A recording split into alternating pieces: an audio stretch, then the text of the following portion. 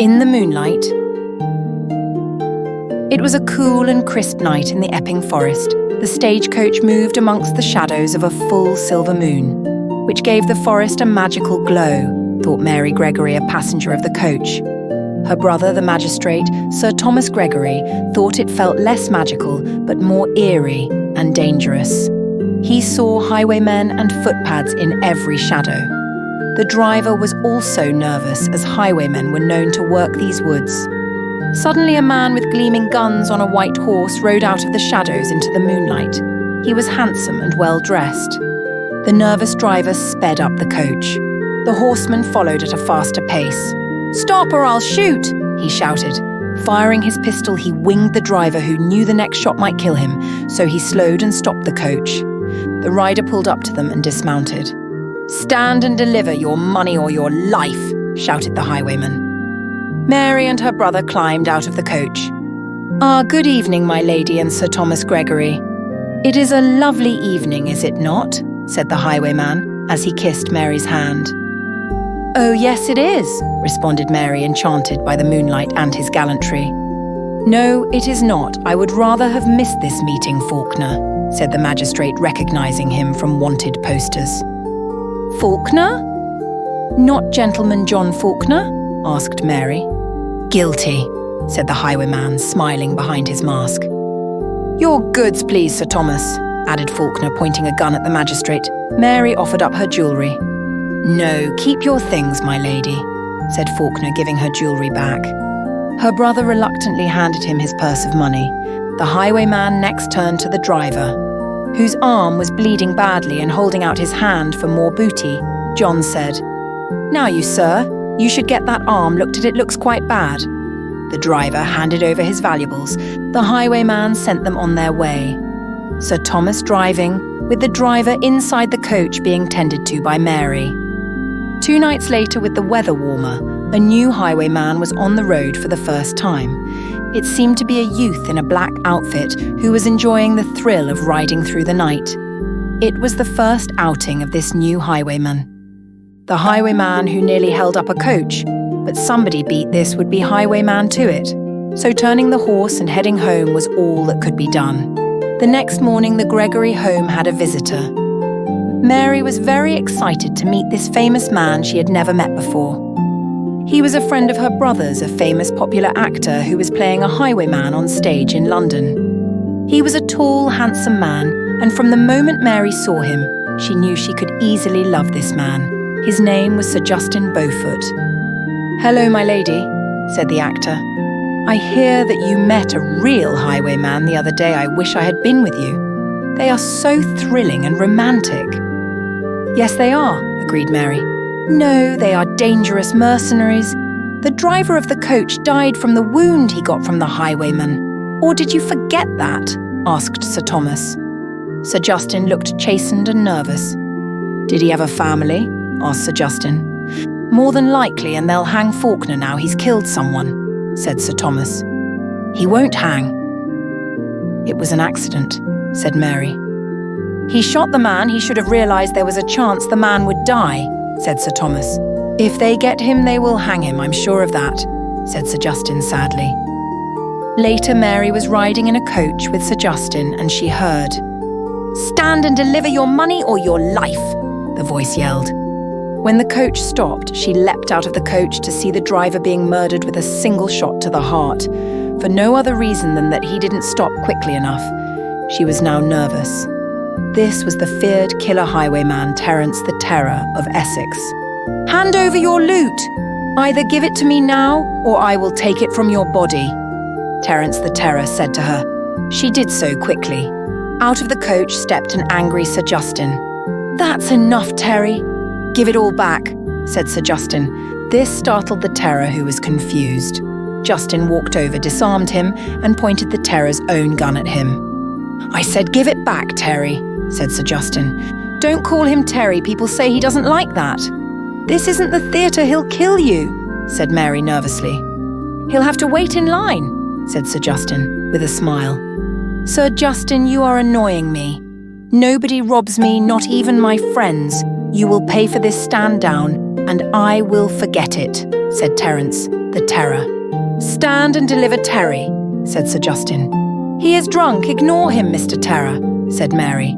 "He's stone-cold sober and stubborn," said the highwayman.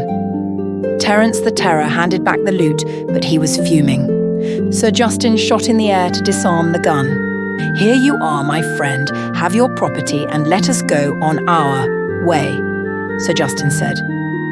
"You are not my friend," said Terrence the Terror, stomping over to his horse. "You know something, I think I have lost a friend," said Sir Justin sadly as he drove the coach off. "You are insane," shouted back Mary from inside the coach, later in the day at the Gregory home. "Tom, your friend is a nut," Mary said when they arrived with the body of the driver. "What did he do, murder the driver so he could drive the coach?" asked Sir Thomas. Sir Justin laughed. "No, that was Terrence the Terror," said Sir Justin. "Oh, did he kill the driver so you could drive it?" said Sir Thomas. "Are you insane?" asked Sir Justin. "No," said Sir Thomas. "Terrence the Terror held us up. He shot the driver. Then I held up the Terror," said Sir Justin. "You did what?" asked Sir Thomas. "I bailed up the Terror and took your sister's stuff back as she was under my care," said Sir Justin. "Thank you. Did you take him in?" asked Sir Thomas. "No, I let him go," said Sir Justin. "Why did you do that?" asked Sir Thomas. "Someone had to drive the coach, and I could not be sure of Mary's safety if I kept him," replied Sir Justin. "You know that he'll now try to kill you," said Sir Thomas. "If he does, he does. I could never live with myself if he robbed someone under my care," replied Sir Justin. That night, the youthful highwayman rode again. This time, he stopped a coach and started to rob people when 3 highwaymen arrived on the scene. "New to this, are you, lad?" said one of them. The youth panicked and fell off the horse, banging his head hard, and was knocked out by the fall. "Terry, I think you killed him," said one of the others. He was the black-clad highwayman, named the Ghost for his sudden appearances and disappearances. "Ghost the boy's knocked out, not dead," said Gentleman John, who was riding with them. "Terry just scared him," said John. "We can't leave him here, what will we do?" said the highwayman the Ghost, a Robin Hood-type highwayman. They completed the robbery. John picked the body up and hung it over his horse. The Ghost took the horse of the young highwayman, and they rode off to Gentleman John's house. "I'll look after him till he comes round," offered John. The odd band of highwaymen sat drinking and chatting for a few hours, and then the Terror and the Ghost left. When they had gone, John made a strange discovery. The boy had long hair in a bun, and his hat had been pinned to it. He found this out when he tried to remove the hat so he could put the lad to rest on his bed. He put her on the bed and sat looking at a script for a new play. He then sat drinking for a while. Later, when the highwaywoman woke up, it was like a play with a ham actor. "Where am I?" she muttered. Putting down the script, he walked over to her. "How are you feeling, miss?" asked John. "Miss?" said the highwaywoman, not sure how he knew what she was or where she was. She felt for her mask, it was there. "I saw your hair." "If we knew you were a woman, my friends would have stayed," said John. "Why?" she asked. "For your honour," said John. "Whoever said there is no honour among thieves?" "Oh yes," said the highwaywoman. "Nothing happened, but I'll marry you to keep your honour," said John. The highwaywoman stood up, still a bit wonky. She thought she was dreaming he was a man of honour, and she loved him, so she was happy. She started to take off her mask, and he stopped her. "No, don't," said John. "We aren't safe. Seeing each other's faces may cause us problems." "All right then," she said, and stopped trying to unmask. In the early morning, she said goodbye and left for home. A few hours later, Mary was sitting in the forest near her home, enjoying the new autumn day. Sir Justin saw her on the way to visit her brother. He got off his horse and tied it to a branch of a small tree and walked over to her. "What are you doing, my lady?" asked Sir Justin, thinking she looked very pretty sitting amongst the autumn leaves. She blushed. "It is ethereal here today," said Mary, looking at Sir Justin, who looked more handsome than ever. "It is a glorious day," said Sir Justin, not lying. "Are you all right?" "Yes. Come sit beside me," said Mary. Why? Asked Sir Justin. The view is best from here, said Mary. As long as no one's around, said Sir Justin. With a smile, she said, No one is here.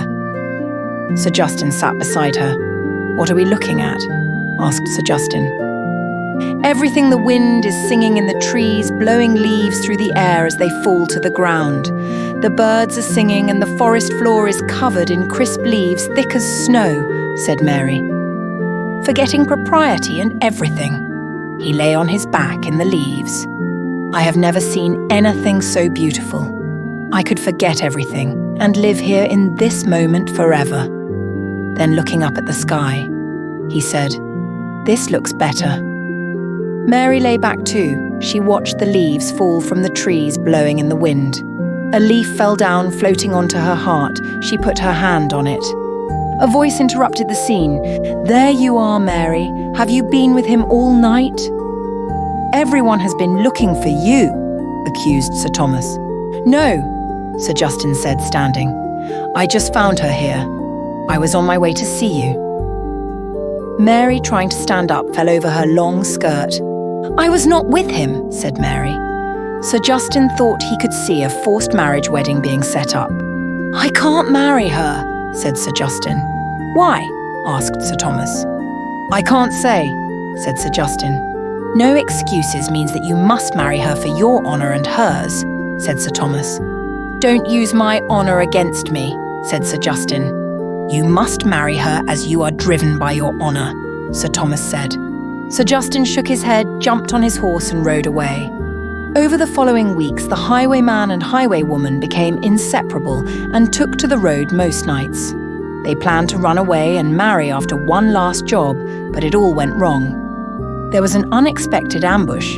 They were on their horses, and when they demanded the passengers disembark the coach, they didn't notice the gun pointing from the coach until it was too late.